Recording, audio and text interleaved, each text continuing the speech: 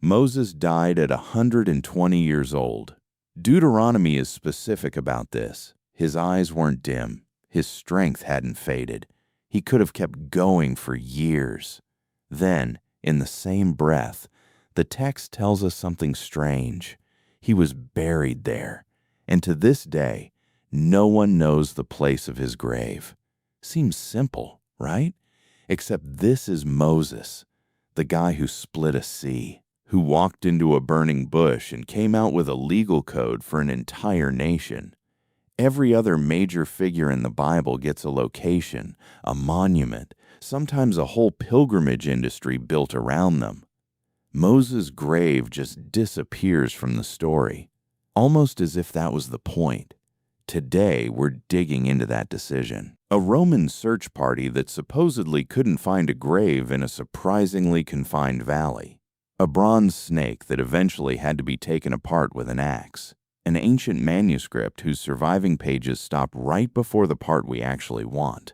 Call it Moses' last miracle, vanishing act included. 3 questions are going to chase us through this video. 1. Why would God, who records tiny genealogical details everywhere else in Scripture, leave the location of Moses' grave completely unknown? 2. The New Testament book of Jude mentions, almost in passing, that the Archangel Michael fought with the devil over Moses' body. Over what? 3. The one ancient text that might explain that fight is missing its own ending. What happened to it? Hold on to those. Let's start with the plain text, because it's stranger than people remember. Deuteronomy 34 places Moses' burial in a valley in Moab, opposite a place called Beth Peor. Not a throwaway detail. Beth Peor was associated with the worship of Baal Peor, the exact idol Israel had been seduced into worshiping just 2 chapters earlier, in a scandal that ended with a plague and roughly 24,000 deaths. So Moses, the man who spent 4 decades trying to keep his people away from the wrong gods, ends up buried near the very place tied to one of them. And then the location gets sealed.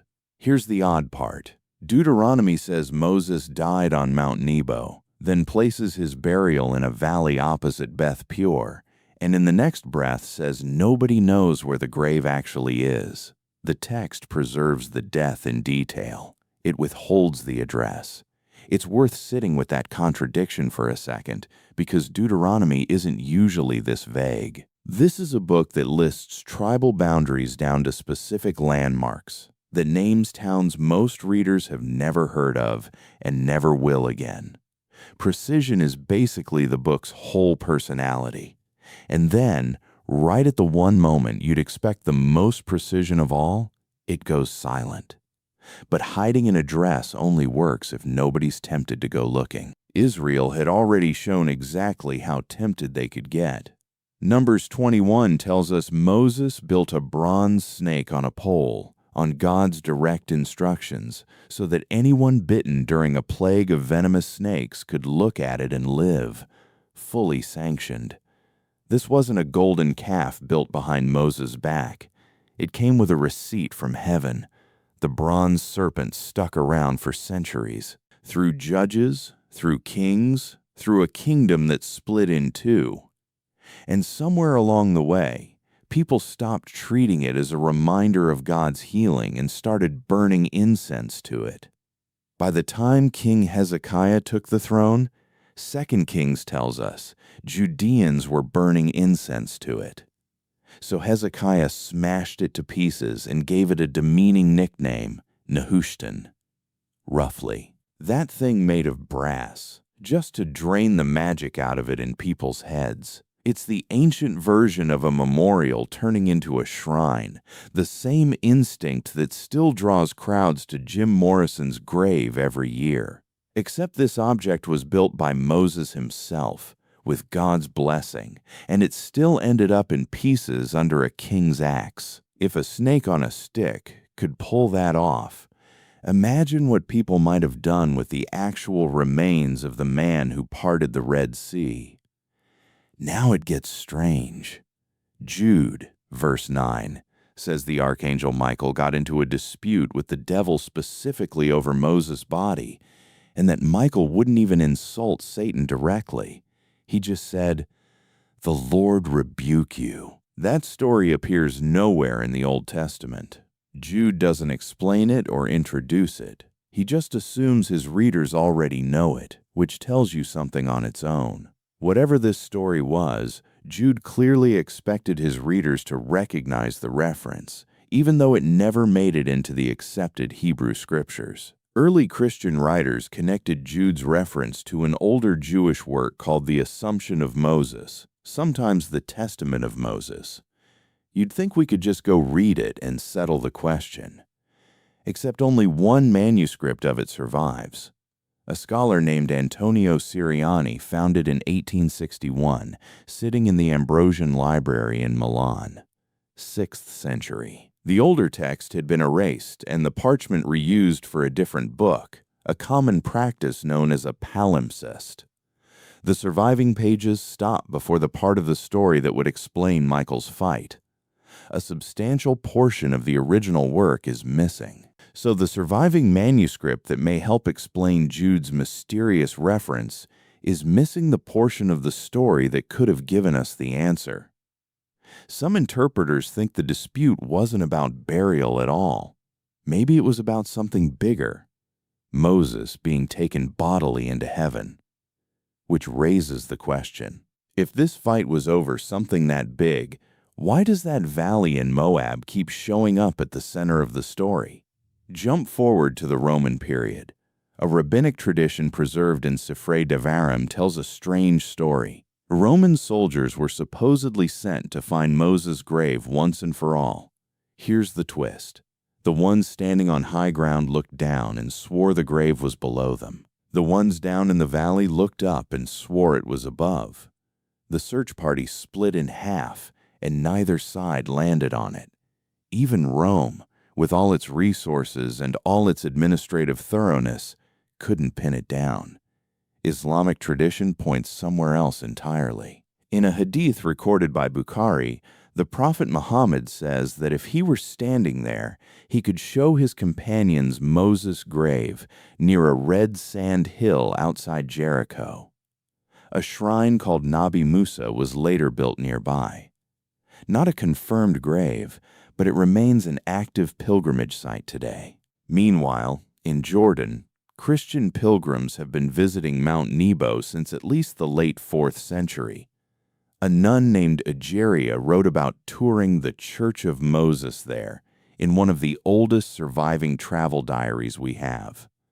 Archaeology backs this up. Mount Nebo became a major Christian pilgrimage site in late antiquity, with churches and mosaics built up over centuries of Christian pilgrimage and development. 3 traditions, 3 different locations, and not one of them sits in the valley Deuteronomy actually names. So why hide it?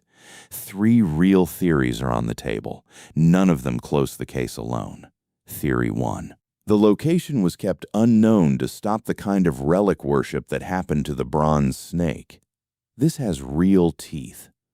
We just watched it happen to an object Moses built with his own hands, on God's own orders. What it doesn't explain is why the story escalated into an actual standoff between an archangel and the devil. You don't need a supernatural fight to stop people from building a shrine. Theory 2. It was about obedience. God had already ruled that Moses couldn't set foot in the promised land. Keeping the burial place unknown may have made it harder for anyone to move his remains into the promised land afterward. A tidy answer for the geography. It doesn't touch what's happening in Jude at all. Theory 3. More speculative, more distinctly Christian. Maybe Moses' body had a role still to play, possibly tied to his appearance alongside Elijah at the Transfiguration in Luke chapter 9. That's a theological inference, not something Jude actually states. It leans hard on later theology, read backward into a much older story, and not everyone finds that convincing. Take your pick. None of them fill the grave all the way. Here's the pattern underneath all of it. Moses spent his life dragging a stubborn, idol-hungry nation toward one invisible God.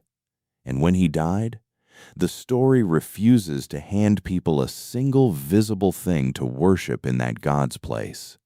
No tomb, no shrine, not even a body anyone can point to with certainty across Jewish, Christian, and Islamic tradition alike. If you want my honest take, and this is just a take, not doctrine, I think the simplest explanation is probably the truest one.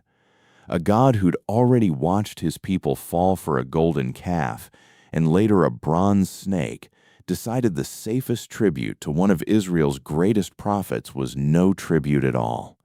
Maybe Moses' greatest monument was never supposed to be a place. Maybe it was supposed to be a story. Thanks for sticking around. If you want more deep dives into the stranger corners of biblical history, hit subscribe and drop a comment with the mystery you want unpacked next. Because next time, we're looking at the only other person in the Bible who also skipped a normal death. A man who rode out of the story in a chariot made of fire.